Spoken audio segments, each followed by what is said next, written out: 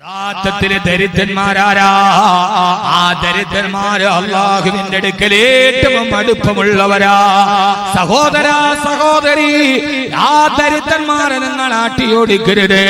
നമ്മുടെ വീട്ടിലൊരാള് ഒരു നേരത്തെ അന്നത്തിന് വന്നാൽ ഹബീബായ നബി സല്ലല്ലാഹു അലൈഹി വസല്ലമ പറയാ, നാളെ പരലോകത്ത് ചെല്ലുമ്പോ അല്ലാഹു സുബ്ഹാനഹു വ തആല ഓരോരുത്തരോട് ചോദിക്കുവത്രേ, ഞാൻ നിന്റെ മുമ്പിൽ വിശന്നിട്ട് വന്നുവല്ലോ, എന്തേ നീ എനിക്ക് ഭക്ഷണം തരാതിരുന്നത്? ചോദിക്കും അല്ലാഹുവേ, നീ എന്റെ മുമ്പിൽ ഭക്ഷണത്തിന് വരികയോ? ലോകത്തുള്ള കോടാനുകോടികൾക്ക് ഭക്ഷണം കൊടുക്കുന്ന റാസിക്ക് നീയല്ല റബ്ബേ, നിനക്കെന്തിനാണ് ഭക്ഷണം ആവശ്യം?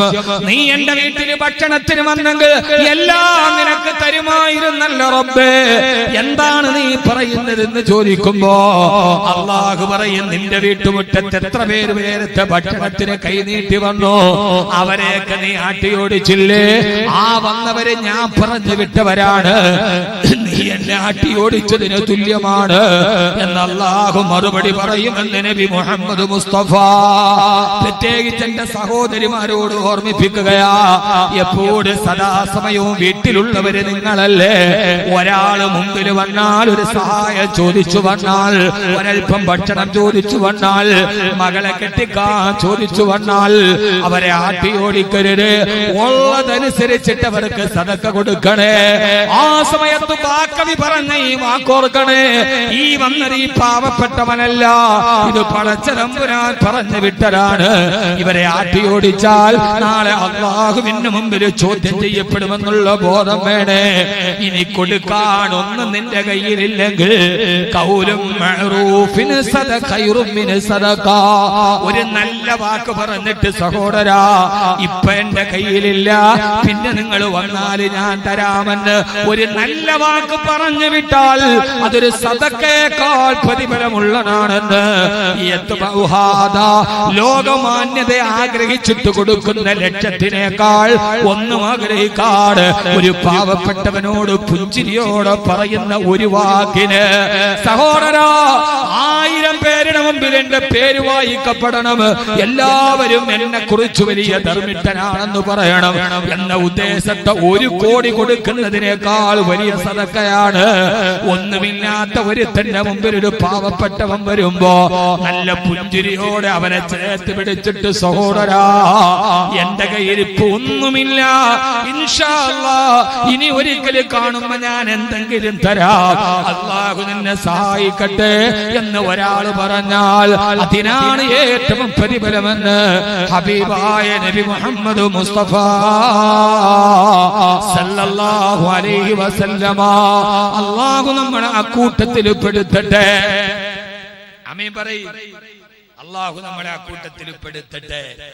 ഇനി ഒരാളോട് പറയാം എന്റെ ഇല്ല, എന്നാൽ ഇൻഷാ അല്ലാഹ് ഇനി കാണുമ്പോ തരാം എന്ന് പറയാം. അതൊക്കെ ഒരു വലിയ സ്വഭാവമാണ്. അല്ലാഹു തൗഫീഖ് നൽകട്ടെ. ഇനി വിഷയത്തിന്റെ രണ്ടാമത്തെ ഭാഗം, ഇത്രയും നേരം ഞാൻ സമ്പന്നരോടാണ് പറഞ്ഞത്. ഇനി ഞാൻ പറയുന്ന രണ്ടാമത്തെ ഭാഗം എല്ലാ ദരിദ്രന്മാരോടുമല്ല, എല്ലാ ദരിദ്രന്മാരുമല്ല. ദാരിദ്ര്യമുണ്ട്, അള്ളാഹുവിനെ അനുസരിച്ച് ജീവിക്കുന്ന മുത്തഖിയുമാണ്. അല്ലാതെ എല്ലാ ദരിദ്രന്മാരുമല്ല, അള്ളാഹുവിനെ അനുസരിച്ച് ജീവിക്കുന്ന രാപകലില്ലാതെ ദിക്റുകൾ ചെല്ലുന്ന നല്ല ദരിദ്രന്മാർ. ദരിദ്രന്മാര് മോശമുണ്ട്. 2 വിഭാഗം ആളുകൾ, അവരെ അള്ളാഹുവിന് തീരെ ഇഷ്ടമല്ല. അള്ളാഹു നമ്മൾ അതിൽ നിന്ന് കാക്കട്ടെ. ആമീൻ പറയും മനുഷ്യന്മാരെ. അതോ അതിൽ പെടണോ? 2 വിഭാഗം ആളുകൾ, ആ 2 വിഭാഗം ആളുകളെ അല്ലാഹുക്ക് തീരെ ഇഷ്ടമല്ല. വലാ യൻദുറുല്ലാഹു ഇലൈഹിം, അവരിലേക്ക് അല്ലാഹു നോക്കുകയേയില്ല. ആഖിറത്തിൽ എത്തുന്നാൽ വലാ യുകല്ലിമുഹുമുല്ലാഹ്, അവരോട് അല്ലാഹു സംസാരിക്കുക പോലും ഇല്ല, മാറ്റി നിർത്തിക്കളയും. ഒന്നാലോചിച്ച് നോക്കി, കുറെ ആളുകൾ കൂടുന്ന സ്ഥലത്ത് നമ്മൾ പരസ്പരം സംസാരിക്കുന്നു, 2 പേരെ മാറ്റി നിർത്തിയിരിക്കുന്നു, അവരുടെ മുഖത്താരും നോക്കണില്ല, അവരോട് ആരും സംസാരിക്കണില്ല, ഒറ്റപ്പെട്ടു പോകില്ല നമ്മൾ അവിടെ. മഹിശറ എന്ന മഹാസഭയിൽ അവരോട് നോക്കുക പോലുമില്ല 2 വിഭാഗം ആളുകൾ. അല്ലാഹു നമ്മൾ അതിൽ നിന്ന് കാക്കട്ടെ. പറഞ്ഞുതരട്ടെ, ചിരി ഗൗരവമുള്ള കാര്യമാണ്. ഒന്നാമത്തേത് ഫക്കീറുൻ മുത്തകബ്ബിറുൻ, അഹങ്കാരിയായ ദരിദ്രൻ. അവന് ദാരിദ്ര്യമുണ്ട്, അവന് കടങ്ങളുണ്ട്, ബാധ്യതകളുണ്ട്, എല്ലാ പ്രയാസങ്ങളും ദാരിദ്ര്യങ്ങളും അല്ലാഹു കൊടുത്തിട്ടുണ്ട്. പക്ഷേ അവന്റെ അഹങ്കാരത്തിന് ഒരു കുറവുമില്ല. വഫക്കീറുൻ മുത്തകബ്ബിറുൻ, ദരിദ്രനായ ദരിദ്രൻ, അഹങ്കാരിയായ ദരിദ്രൻ. ആവശ്യത്തിന് പ്രയാസവും കടവും ദുഃഖവും രോഗവും ഒക്കെയുണ്ട്. എന്നാൽ നാട്ടിൽ അടിയുണ്ടാകും അവൻ നെഞ്ചു പിരിച്ച് ഫ്രണ്ടിയുണ്ട്. വെള്ളിയാഴ്ച ചുമയക്കടി ഉണ്ടാക്കാനും അവൻ ഫ്രണ്ടിലുണ്ട്. അവന്റെ അത്രയും വലിയ അഹങ്കാരിയ ദുനിയാവി വേറെ ആരുമില്ല. ഈ ദാരിദ്ര്യം എന്ന് പറയുമ്പോ ആ ദരിദ്രൻ ആരാ? അള്ളാഹ് ഇഷ്ടപ്പെട്ട ദാരിദ്ര്യമുണ്ട്, ഇഷ്ടപ്പെടാത്ത ദരിദ്രനുണ്ട്. അവനില്ലാത്ത പ്രശ്നവും പ്രയാസവും ഒന്നുമില്ല. എന്നാ നാട്ടിൽ ഏത് കുഴപ്പത്തിനും ആരുണ്ട്? ഇവനുണ്ട്. ആളുകൾ പറയടാ നിനക്ക് നിന്റെ കാര്യം തന്നെ കട്ടത്ത്. നീ ആരടാ എന്നോട് ചോദിക്കാൻ? നീ ആരെന്നോട് പറയാൻ? സർവ കുഴപ്പത്തിനും അവനുണ്ട്. ദരിദ്രനായ അഹങ്കാരിയായ ദരിദ്രനെ അള്ളാഹ്ക്ക് ഇഷ്ടമല്ല. ദാരിദ്ര്യമുള്ള പെണ്ണാണ്, എന്നാൽ സർവ്വ അയലോക്കത്തും കുഴപ്പമുണ്ടാക്കുക അവളുണ്ട്. അവളുടെ ജോലി 3 നേരം കഞ്ഞി വെക്കാനുള്ള ഗതി വീട്ടിലില്ല. എന്നാൽ 6 നേരം അയലോക്കത്തെ വീട്ടിൽ ഇത്രയും വസാദ് ഉണ്ടാക്കാൻ തിണ്ണതോറും ഇങ്ങനെ നിരങ്ങി നിരങ്ങി നിരങ്ങി നടന്ന് ആ അയലോക്കത്തുള്ള സർവ്വ പ്രശ്നത്തിന് അവളുണ്ട്. എന്നാ റബ്ബേ പ്രയാസമാണല്ലോ, നീ മാറ്റിത്താന്ന് നിസ്കാരപ്പായിരുന്ന് കരയാൻ അവർക്ക് നേരമില്ല. അവളെല്ലാം കുഴപ്പത്തിനുമുണ്ട്. അങ്ങനെയുള്ള ദരിദ്രനെ അല്ലാഹ്ക്ക് ഇഷ്ടമല്ല. രണ്ടാമത്തെ ആൾ പറയട്ടെ രണ്ടാമത്തെ ആളാരാ? വശൈഖുൻ സാനി, വ്യഭിചാരിയായ വൃദ്ധൻ. വ്യഭിചാരിയായ വൃദ്ധൻ തലമുടി നരച്ചിട്ടുണ്ട്, താടിയിൽ നര വീണിട്ടുണ്ട്, ഏതാണ്ട് വയസ്സ് 60ഓട് കടന്നിട്ടുണ്ട്. എന്നാലും ഇപ്പണി മാത്രം അവൻ നിർത്തിയിട്ടില്ല. വശൈഖുൻ സാനി, വൃദ്ധനായ വ്യഭിചാരി. തലമുടി നരച്ചു, താടി നരച്ചു, കാലിന്റെ മുട്ടൊക്കെ അത്ര നിർവാതായി. എന്നാലും ഇപ്പണി നിർത്തിയിട്ടില്ല അയാൾ. വശൈഖുൻ സാനി. അല്ലാഹു കാക്കട്ടെ. ഞാൻ പറയണ മനസ്സിലാവണുണ്ടോ? നിങ്ങൾക്ക് ഞാൻ പറയണ മനസ്സിലാവണുണ്ടോ? ശൈഖുൻ സാനി, വ്യഭിചാരിയായ വൃദ്ധനെ അല്ലാഹ്ക്ക് ഇഷ്ടമല്ലെന്നാണ്. അപ്പൊ വ്യഭിചാരിയായ യുവാവോ? ചെറുപ്പക്കാരെ നമ്മൾ രക്ഷപ്പെട്ടടാ, അല്ലാഹ്ക്ക് നമ്മളോട് വലിയ ഇഷ്ട. നമ്മളങ്ങനെ മഫ്ഹൂമ് മുഖാലഫ നോക്കുന്ന ആളുകളാ. എന്നാ കേട്ടോളി, എന്റെ മോനെ, 25 വയസ്സുള്ള ഒരു ചെറുപ്പക്കാരൻ വ്യഭിചരിച്ചാൽ കിട്ടുന്ന ശിക്ഷയല്ല 40 വയസ്സുള്ള ഒരാൾ വ്യഭിചരിച്ചാൽ ഇരട്ടി ശിക്ഷ. ഞാൻ പറഞ്ഞ മനസ്സിലാവണുണ്ടോ? 25 വയസ്സുള്ള കരികരുത്ത ക്ഷുഭിത യൗവനത്തിന്റെ പ്രതീകമായ യുവാവ് വ്യഭിചരിക്കുന്ന ആ യുവാവിന് ശിക്ഷയുണ്ട്. അതിന്റെ ഇരട്ടി ശിക്ഷയാണ് 40 വയസ്സായപ്പോ വ്യഭിചരിച്ചവന്. 40 വയസ്സിൽ വ്യഭിചരിച്ച ഒരാളുടെ ശിക്ഷയുടെ 3 ഇരട്ടിയാണ് 60ാമത്തെ വയസ്സിൽ വ്യഭിചരിച്ചവൻ. കാരണം അപ്പോഴൊന്നും പടച്ചോനെ വയസ്സ് 40 റബ്ബേ, ഇത്രയും നാളിങ്ങനെ അടിച്ചു പൊളിച്ച് ചിരിച്ചും കളിച്ചും രസിച്ചും രമിച്ചും ഹരിച്ചും കളിച്ചും കുളിച്ചും നടന്നു. ഇനി നന്നായിട്ട് നടക്കണോ അല്ലാ? വയസ്സ് 40 തലമുടി നരക്കാൻ തുടങ്ങി. എന്റെ പെണ്ണുങ്ങളെ, എന്റെ പൊന്നു പെണ്ണുങ്ങളെ, തലമുടിയൊക്കെ ഇവിടെ മെല്ലെ നരക്കാൻ തുടങ്ങി. പടച്ചോനെ, ഇനി ഞാൻ ഇങ്ങനെ ഈ ഹിജാബ് കെട്ടിയാ പറ്റൂല. തലമറയ്ക്കാതെ ഏതെങ്കിലും പെണ്ണുങ്ങൾ കാസർഗോഡ് ഉണ്ടാവും, കോഴിക്കോട് ഉണ്ടാവും. തലമറയ്ക്കാതെ നടക്കുന്ന ഏതെങ്കിലും പെൺകുട്ടികളെ നിങ്ങൾ മുസ്ലിം പെൺകുട്ടികളെ കണ്ടിട്ടുണ്ടോ? ആ മറയ്ക്കലൊരു മറയ്ക്കലാണെന്നേ ഉള്ളൂ. തലമറക്കുന്നുണ്ട്. യഥാർത്ഥത്തിൽ അതൊന്നും ഒരു ഈമാനിന്റെ അടയാളം, ഈമാൻ നിർഗളിക്കുന്ന ഒരു കർമ്മമായിട്ടത് മാറാറില്ല. സഹോദരി, 40 വയസ്സായി. ആ 40 വയസ്സായാലും മാറ്റം വരണം. അല്ലാഹു നമ്മളെ കാത്തുരക്ഷിക്കട്ടെ. യഥാർത്ഥത്തിൽ 40 വയസ്സൊരാൾക്കായി കഴിഞ്ഞാൽ അയാളുടെ ജീവിതത്തിന്റെ ശൈലി തന്നെ മാറണമെന്നാണ് ഖുർആൻ. ബാക്കവി പറയണത് ഖുർആനാണ്. 40 വയസ്സായാൽ പിന്നെ അതുവരെയുള്ള ജീവിതത്തിന്റെ ശൈലിയല്ല 40 കഴിഞ്ഞാൽ. ബാക്കവിന്റെ വകയല്ല ഖുർആൻ. 40 കഴിഞ്ഞ ആളുകളില്ലേ ഇവിടെ? 40 കഴിഞ്ഞവരൊക്കെ ഒന്ന് കൈവക്കിക്കാൻ നോക്കട്ടെ. 40 വയസ്സ് കഴിഞ്ഞവരൊക്കെ ഒന്ന് കൈവക്കി. പടച്ചോനെ, 40 വയസ്സ് കഴിഞ്ഞ ആളുകളൊന്ന് കൈവക്കി. ഞാൻ പൊക്കിപ്പാ 42. ഒന്ന് പൊക്കി മനുഷ്യന്മാർ. അല്ലാഹുവേ, നരച്ചവരൊക്കെ പൊക്കിയിട്ടില്ല, ഞങ്ങളെന്താ സന്തൂർ തേച്ചാ കുളിക്കണേ? 40 എന്ന് പറയുന്നത് മനുഷ്യ ജീവിതത്തിലെ ഏറ്റവും പ്രധാനപ്പെട്ട ഒരു നാഴികക്കല്ലാണ്. ഞാനും കൈവക്കിയല്ലോ. 40ന്റെ പരിധി എനിക്കും കടന്നു.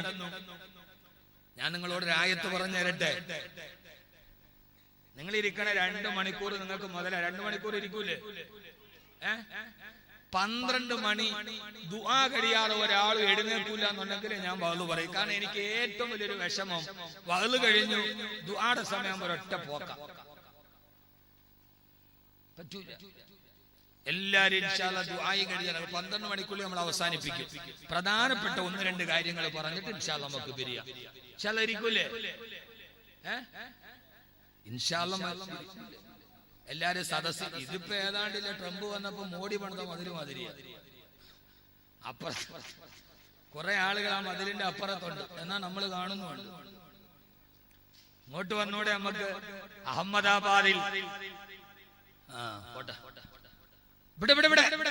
40 വയസ്സ് കഴിഞ്ഞാൽ സഹോദരാ, ഒരു മനുഷ്യന്റെ ജനന മരണങ്ങളുടെ ഇടയിലുള്ള യാദൃച്ഛികതകളും ആകസ്മികതകളും നിറഞ്ഞ ജീവിതം. ആ ജീവിതത്തിന് നാം കടന്നു പോകുമ്പോ ഏറ്റവും പ്രധാനപ്പെട്ട ഒരു വയസ്സാണ് 40 വയസ്സ്. ആ വയസ്സെത്തിയാൽ പിന്നെ ചെറുപ്പക്കാരാ, ചെറുപ്പക്കാരി, മുഅ്മിനത്തെ ശ്രദ്ധിച്ചു കേൾക്കണേ. ഈ ഒരൊറ്റ കാര്യമൊന്ന് മനസ്സിലാക്കിയാൽ മതി, നമ്മുടെ ജീവിതത്തിന്റെ ഏറ്റവും പ്രയോജനപ്പെട്ടതാ. ഹത്താ ഇദാ ബലഗ അശുദ്ധഹു വബലഗ 40 സന ഖാല റബ്ബി ഔസിഗ്നി അൻ അശ്കുറ നിഅമതക അല്ലതി അൻഅംത അലയ്യ وعلى والدي وأن أعمل صالحا ترضاه وأصلح لي في ذريتي إني تبت إليك وإني من المسلمين. അല്ലാഹുവിന്റെ ഖുർആൻ പറയുകയാ, 40 വയസ്സ് പൂർത്തിയായി കഴിഞ്ഞാൽ പിന്നെ ഓരോരുത്തരും അടിമുടി മാറണം.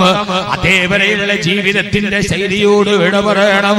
എന്നിട്ട് റബ്ബിനോട് പറയും, റബ്ബി അല്ലാഹുവേ, അല്ലാഹുവേ, അല്ലാഹുവേ, ഔസിഗ്നി അൻ അശ്കുറ നിഅമതക അല്ലതി അൻഅംത അലയ്യ. ഇക്കഴിഞ്ഞു പോയ 40 വർഷക്കാലത്തിന് നീ എനിക്ക് വാരിക്കോരി തന്ന അനുഗ്രഹത്തിന് നിന്നോട് ഞാൻ നന്ദി രേഖപ്പെടുത്തുന്നു റബ്ബേ.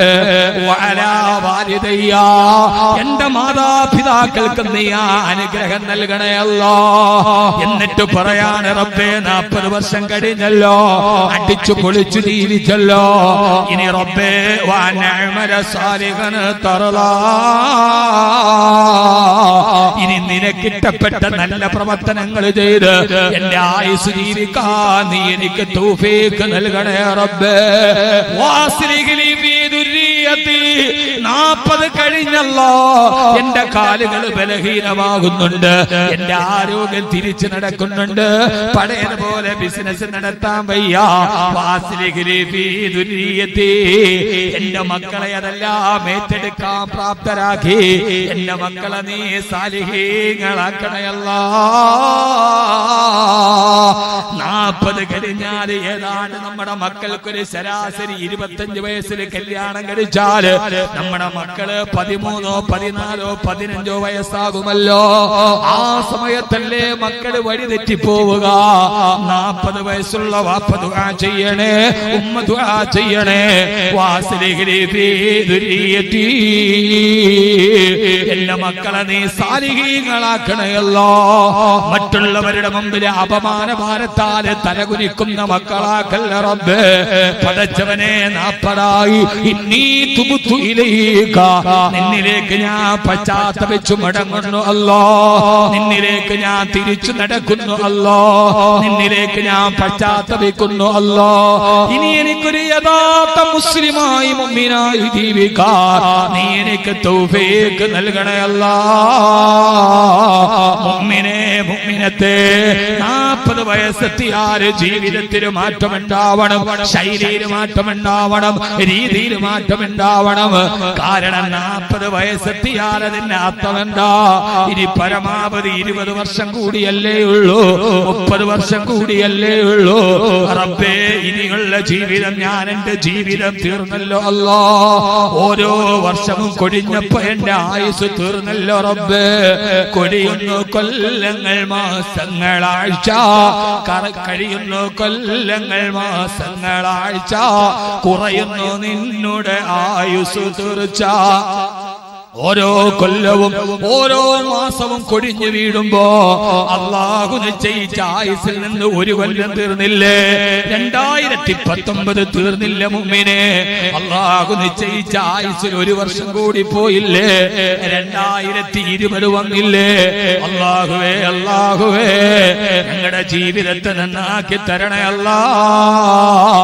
മഹാനായ ഫുളൈൽ ഇബ്നു ഇയാദ് റളിയല്ലാഹു അൻഹുവിന്റെ മുമ്പിലൂടെ 60 വയസ്സുള്ള ഒരാൾ കടന്നു പോയപ്പോ മഹാനായ ഫുളൈൽ ഇബ്നു ഇയാദ് റളിയല്ലാഹു അൻഹു ചോദിച്ചു, എത്ര വയസ്സായി?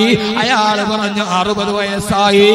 മഹാനവറുകൾ ഉടനെ ചോദിച്ചു, 60 വർഷമായിട്ട് അല്ലാഹുവിന്റെ ഖബറിലേക്ക് നടക്കുകയാണല്ലേ? മഹാനവറുകൾ ഒരു വൃദ്ധനെ കണ്ടു, എത്ര വയസ്സായി? 60 വയസ്സായി. അപ്പോ ഒരു ചോദ്യം, 60 വയസ്സായിട്ട് ഖബറിലോട്ട് നടക്കാണല്ലേ 60 വർഷമായിട്ട്? അയാൾ പേടിച്ചു ഉറച്ചുപോയി. 60 വയസ്സുള്ള ഉപ്പൂപ്പ പൂച്ചക്കാട് പള്ളിയിൽ നിസ്കരിക്കാൻ വന്നു. ഖത്തീബ് ഫ്രണ്ട് ഇരിക്കാൻ. ഖത്തീബ് അപ്പൊ ബാക്കവി ഉസ്താദ് ചോദിച്ചു, എത്ര വയസ്സായി? ഉപ്പ പറഞ്ഞു 60 വയസ്സായി. അപ്പൊ ബാക്കവി ഉസ്താദിന്റെ ഒരു ചോദ്യം, 60 വർഷമായിട്ട് ഖബറിലോട്ട് നടക്കാണല്ലേ? പൊന്നു ഉസ്താദേ, അമ്മാതിരി വർത്താനം, പേടിയോ? ആർക്കും പേടിയുണ്ടാവും. ഖബറിലേക്ക് കേട്ടാല് പേടിയുണ്ടാവും, വല്ലാത്ത പേടിയുണ്ടാവും. ചോദിച്ചു, 60 വർഷമായിട്ട് ഖബറിലേക്ക് നടക്കുകയാണല്ലേ? യഥാർത്ഥത്തിൽ ശരിയല്ല. ഓരോ കാലടി വെക്കുന്നത് ഖബറിലേക്കല്ലേ, നടക്കുന്നത് ഖബറിലേക്കല്ലേ?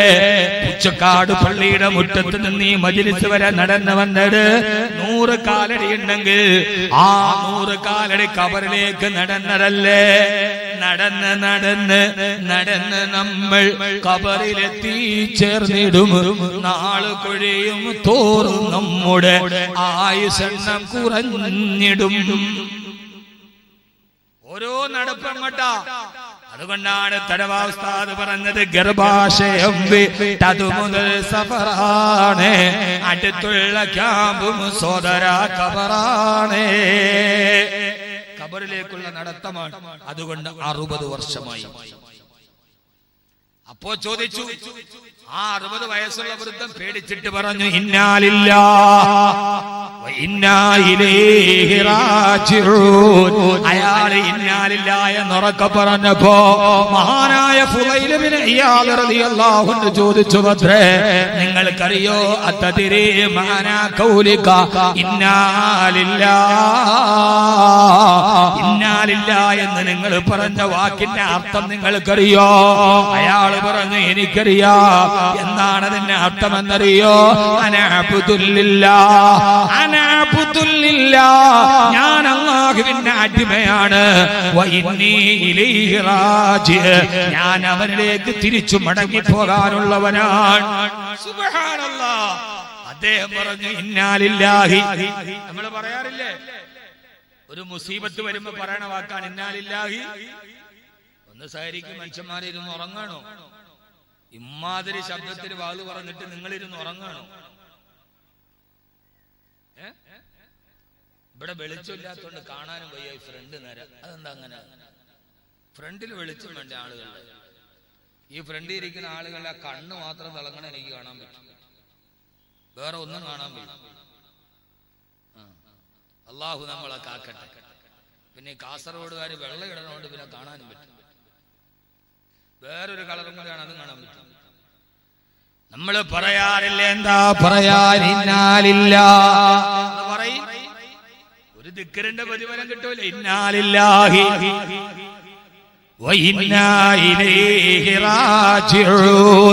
എന്താണ് പറഞ്ഞത് വാക്കിന്റെ അർത്ഥമെന്നറിയോ? ഞാൻ അല്ലാഹുവിന്റെ അടിമയാണ്. ഏത് സമയത്തും ഞാൻ അവനിലേക്ക് തിരിച്ചു പോകാനുള്ളവനാ. മഹാനായ ഫുളൈൽ ഇബ്നു ഇയാദ് റളിയല്ലാഹു തആല അൻഹു പറഞ്ഞ വളരെ പ്രധാനപ്പെട്ട ഒരു വാക്ക് പറഞ്ഞിട്ട് ഞാൻ സമാപനത്തിലോട്ട് കടക്കട്ടെ. മഹാനവറുകൾ പറഞ്ഞു, സഹോദരാ,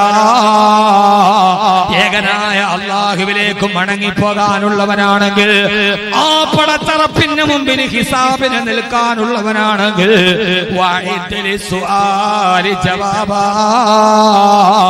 അവൻ ചോദിക്കുന്ന ചോദ്യത്തിന് മറുപടി തയ്യാറാക്കിയിട്ട് പോകണേ. അല്ലാഹു ചോദിക്കുന്ന ചോദ്യത്തിന് മറുപടി പറയാൻ നിനക്ക് കഴിയുമോ? ഒന്ന് നിങ്ങൾ ചിന്തിക്കുക. അല്ലാഹു ചോദിക്കുന്ന ചോദ്യത്തിന് മറുപടി പറയാൻ പറ്റുമോ? പറ്റുമോ? എന്താ ചോദ്യം? ഞാൻ വിഷയത്തിൽ നിന്ന് മാറിയതല്ല മോനെ. ഇന്നാലില്ല പറഞ്ഞാ പോരാ. അതിന്റെ അർത്ഥം ഞാൻ അല്ലാഹുവിന്റെ അടിമയാണ്, അവനിലേക്ക് ഏത് സമയത്തും ഞാൻ മടങ്ങി പോകേണ്ടവനാണ്. എന്നാൽ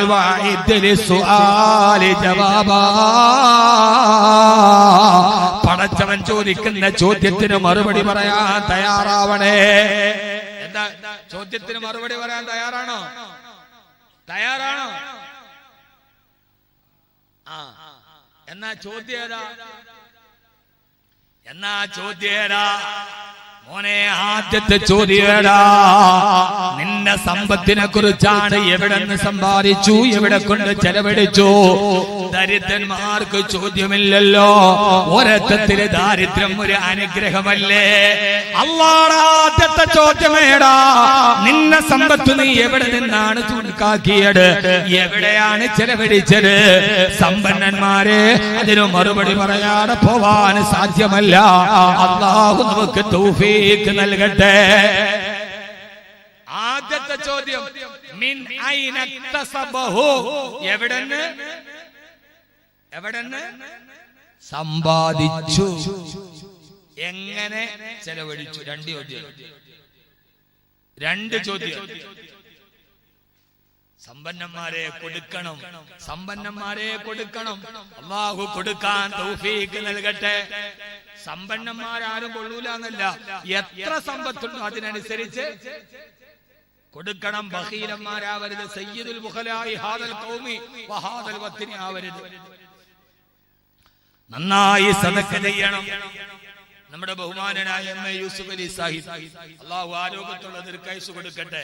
അദ്ദേഹം ഈ അടുത്തൊരു സമ്മേളനത്തിൽ ഞാനുണ്ട്, അദ്ദേഹം പങ്കെടുത്ത സദസ്സിൽ ആ സ്ഥാപനത്തിന് 1 കോടി രൂപ കൊടുത്തിട്ട് പറഞ്ഞു, ഇത് യൂസുഫ് അലിയുടെ ഔദാര്യമല്ല, ഇത് യൂസുഫ് അലിയുടെ കടമയാണ്, അല്ലാഹ് എന്നോട് ചെയ്യാൻ പറഞ്ഞ കടമയാണ്.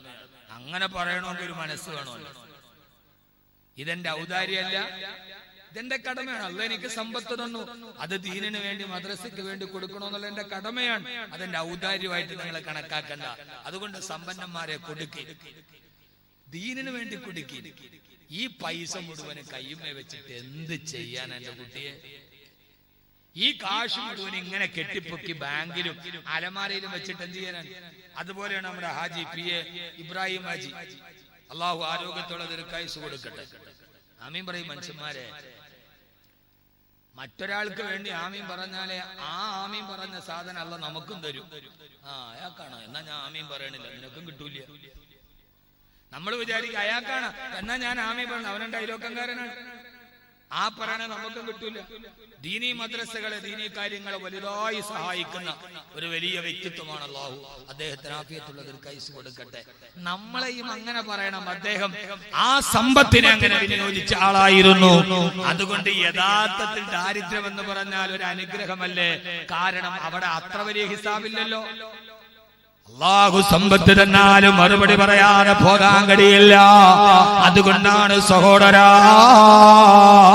ഹബീബായ നബി സല്ലല്ലാഹു അലൈഹി വസല്ലം ദുആ ചെയ്ത ഏറ്റവും പരമപ്രധാനമായ ദുആ അക്കൂട്ടത്തിലൊരു ദുആയായിരുന്നുവല്ലോ. അല്ലാഹുവിന്റെ പ്രവാചകന്റെ പ്രിയപ്പെട്ട ഭാര്യ ആയിഷ റളിയല്ലാഹു അൻഹാ, ഉറക്കെ ആയിഷത്തു സിദ്ദീഖ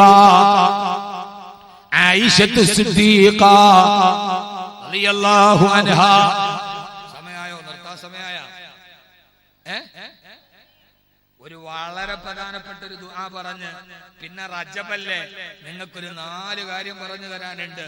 അതും കൂടെ പറഞ്ഞ ഇൻഷാ അല്ലാഹ് തമ്മത്തിൽ കിതാബ് ബിഔനില്ലാഹിൽ മലിക്കിൽ വഹാബ്. ആ 4 കാര്യം കൂടെ പറഞ്ഞ അൽഹംദുലില്ലാഹ് റാഹത്തായി. അല്ലാഹു നമുക്ക് നല്ലത് പറയാൻ തൗഫീക്ക് നൽകട്ടെ. കേൾക്കണം മുഅ്മിനെ, എന്റെ പ്രിയപ്പെട്ട മുഅ്മിനത്തെ. ഒരു ഭാര്യ ഭർത്താവിനെ കുറിച്ച് പറയാൻ ആയിഷ റളിയല്ലാഹു അൻഹാ, ഹബീബായ നബി തങ്ങളുടെ പ്രിയപ്പെട്ട ഭാര്യ ഉമ്മുന ആയിഷ റളിയല്ലാഹു അൻഹാ മഹദി അവറുകൾ പറയാ, ഞാൻ ഹബീബായ നബി തങ്ങളുടെ കൂടെ രാത്രിയിൽ കിടന്നു. രാത്രിയിൽ ദാരിദ്ര്യത്തിന്റെ അങ്ങേയറ്റത്താണ് മുസ്തഫായ നബി തങ്ങളുടെ വീട് സല്ലല്ലാഹു അലൈഹി വസല്ലം. സല്ലല്ലാഹു അലൈഹി വസല്ലം. സല്ലല്ലാഹു അലാ മുഹമ്മദ്.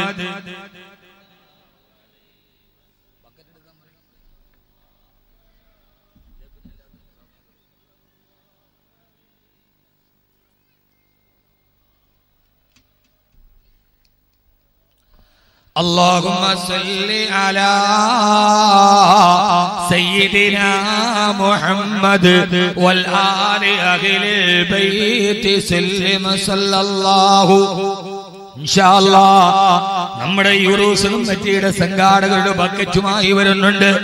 എല്ലാവരും ഒരു കാര്യമായ സദഖ ഹബീബായ നബി തങ്ങളുടെ ഒരു ദുആയും പറഞ്ഞ് അവസാനം നമ്മുടെ ജീവിതത്തിൽ അവസാനം വരെ നെഞ്ചോട് ചേർത്ത് പിടിച്ച് അനുഷ്ഠിക്കാൻ കഴിയുന്ന ഏറ്റവും പ്രധാനപ്പെട്ട 4 കാര്യങ്ങളും കൂടി പറഞ്ഞ് നമ്മുടെ സദസ്സ് അവസാനിക്കും. അല്ലാഹു കബൂലാക്കട്ടെ. എല്ലാവരും നല്ല സദഖയുടെ क्या करूं मेरे जोली है खाली नहीं है. അല്ലാഹു നമ്മളെ സ്വീകരിക്കട്ടെ. ഉറുദു ബംഗാളി ഹിന്ദി ഒക്കെ പഠിച്ചോളി. ഇനി പള്ളിയിലെ ഖത്തീബും കൂടെ ബംഗാളി ആവാവുള്ളൂ, ബാക്കിയെല്ലാം ആയി. ബാക്കിയെല്ലാം ഇപ്പൊ ബംഗാളികളാണ്, മലയാളിക്ക് മടിയാണ്. അല്ലാഹു നമ്മളെ കാത്തിരക്ഷിക്കട്ടെ. ഒന്ന് ഉഷാറായി. ഹബീബായ നബി സല്ലല്ലാഹു അലൈഹി വസല്ലമ.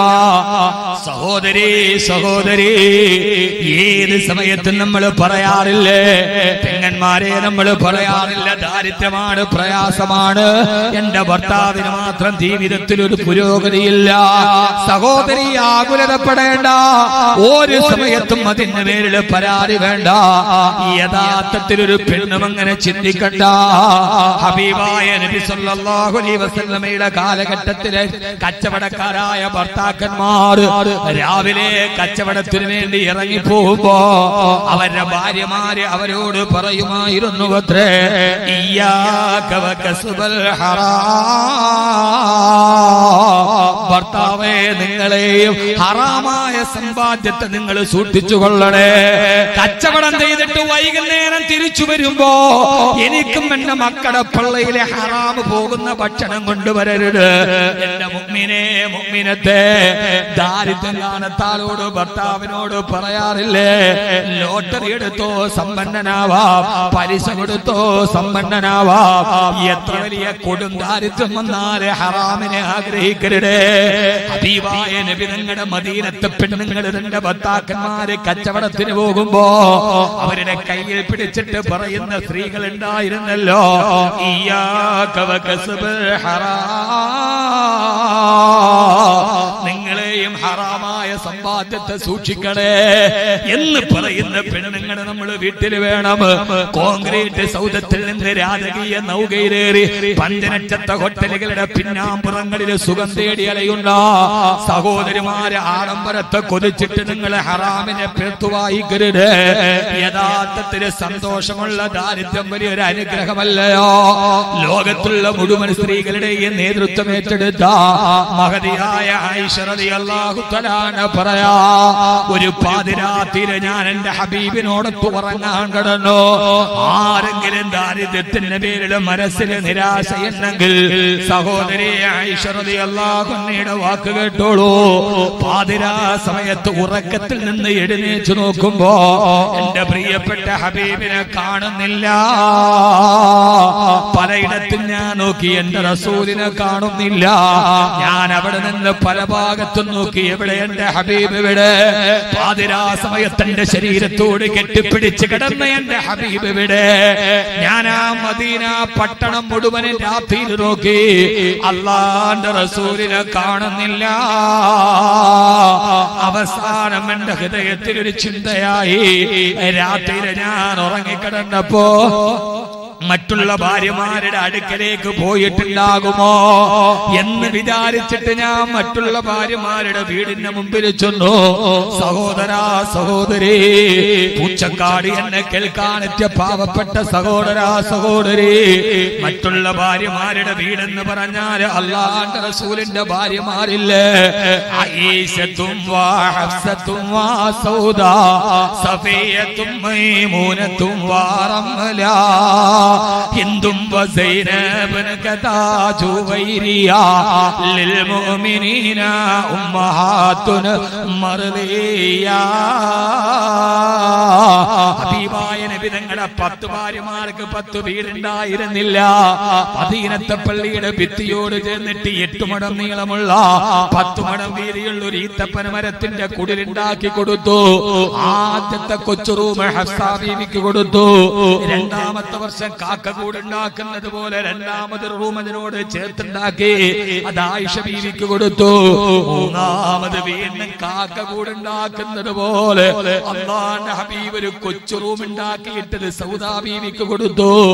ഇങ്ങനെ പല പ്രാവശ്യം കാക്ക കൂടുണ്ടാക്കുന്നത് പോലെ കൊച്ചു കൊച്ചു വീടുകൾ ഉണ്ടാക്കി കൊടുത്ത ഹബീബായ മുത്ത് തന്റെ ഭാര്യമാരുടെ വീടുകൾ ദാരിദ്ര്യത്തിന്റെ വീടായിരുന്നല്ലോ. ഹബീബായ നബി തങ്ങളുടെ ആ വീട്ടിലായിരുന്നല്ലോ. ആ വീടിന്റെ വാതിലൊരു പിടിവാതിൽ പോലും ഉണ്ടായിരുന്നില്ല. അത്രമേൽ ദാരിദ്ര്യത്തിൽ കഴിഞ്ഞ വീടിന്റെ മുറ്റത്ത് പോയി നോക്കിയപ്പോ അവിടെ ഒന്നും എന്റെ ഹബീബിനെ ഞാൻ കണ്ടില്ല. പിന്നെ എന്റെ മനസ്സിൽ വല്ലാത്ത പേടിയായി, അല്ലാഹുവിന്റെ ഹബീബിന് എന്തെങ്കിലും സംഭവിച്ചിട്ടുണ്ടാകുമോ? എന്റെ പ്രിയപ്പെട്ട ഭർത്താവിന് എന്തെങ്കിലും സംഭവിച്ചിട്ടുണ്ടാകുമോ? കണ്ണ് നിറഞ്ഞിട്ട് ഞാൻ മദീനത്തെ പള്ളിയുടെ മുറ്റത്ത് നിന്ന് പാതിരാത്രിയുടെ നിശബ്ദതയിൽ, ആ സമയത്ത് പാതിരാവിന്റെ നിശബ്ദതയിൽ കൊച്ചുകുട്ടികളെ കരയുന്നത് പോലെ ഞാനൊരു കരച്ചിൽ കേട്ടു. എവിടെ നിന്നറിയാൻ പോയപ്പോ എന്റെ വീടിന്റെ വാതിലിൽ പിടിച്ചിട്ട് മദീനത്തെ പള്ളിയുടെ മുറിയിലേക്ക് നോക്കിയപ്പോ അവിടെ എന്റെ പ്രിയപ്പെട്ട ഹബീബായ നബി സല്ലല്ലാഹു അലൈഹി വസല്ലമ സുജൂദിൽ കിടന്നിട്ട് ദുആ ചെയ്തിട്ട് കരയുന്ന ശബ്ദമാണത്. ആയിഷ റളിയല്ലാഹു തആല പറയാ, പാതിരാ സമയത്തിന്റെ അടുക്കൽ കിടന്നിട്ട് ഞാൻ ഉറങ്ങിയപ്പോ wudu എടുത്ത് നിസ്കരിച്ചിട്ട് സുജൂദിൽ കിടന്ന് അല്ലാഹുവിനോട് എന്താണ് ദുആ ചെയ്യുന്നതെന്നറിയാൻ ഞാൻ എന്റെ ചെവി ഇങ്ങനെ കൂർത്തുപിടിച്ചു. എനിക്ക് വേണ്ടിയായിരിക്കുമോ ദുആ? കാരണം റാത്തു സലാസിൽ യുദ്ധത്തിന് സഅദ് റളിയല്ലാഹു അൻഹു പോകുമ്പോ ഹബീബായ നബി തങ്ങളോട് സല്ലല്ലാഹു അലൈഹി വസല്ലമ അങ്ങയോട് ചോദിച്ചുവല്ലോ നബിയേ, ഈ ദുനിയാവിൽ അങ്ങേക്ക് ഏറ്റവും ഇഷ്ടം ആരോടെന്ന് ചോദിച്ചപ്പോ ഒരു നിമിഷം പോലും ചിന്തിക്കാതെ പറഞ്ഞത് അത് മറ്റാരോടുമല്ല, ആയിഷ. അതെന്റെ ആയിഷയോടാ, അതെന്റെ ആയിഷയോടാ. മുത്തുനബിയേ, മുത്തുനബിയേ, മുത്തുനബിയേ, അങ്ങേക്ക് 1000 സലാം നബിയേ. മദീനയുടെ പച്ചക്കുപ്പയുടെ താഴെ അന്ത്യവിശ്രമം കൊള്ളുന്ന ലോകത്തിന്റെ ഹബീബേ, കൽബിന്റെ തബീബേ, ആദർശത്തിന്റെയും ആദർശത്തിന്റെയും അനുഗ്രഹത്തിന്റെയും അവാച്യമായ കരതലങ്ങളെ അനുഗ്രഹവർഷമായിട്ട് ഈ അനന്തവികായുസിലേക്ക് ആരവം പോലെ തന്നെ ഈ ആധുനിക ലോകത്തിന്റെ പൂരണമില്ലാത്ത സമസ്യകൾക്ക് ദർശനങ്ങൾ കൊണ്ട് സമവാക്യം പറഞ്ഞ മുത്ത് ഹബീബേ, മുത്ത് ഹബീബേ, റൂഹി ഫിദാ നബി മുഹമ്മദ് മുസ്തഫ സല്ലല്ലാഹു അലൈഹി വസല്ലമ കൽബിന്റെ ഉള്ളിൽ പ്രിയപ്പെട്ട ഭാര്യയോടുള്ള പ്രണയത്തിന്റെ വിളക്കുമാണം കൂട്ടിച്ചേർത്ത് പറഞ്ഞ ഹബീബായ നബി തങ്ങൾ ഏറ്റവും ഇഷ്ടം ആയിഷയോടല്ലേ.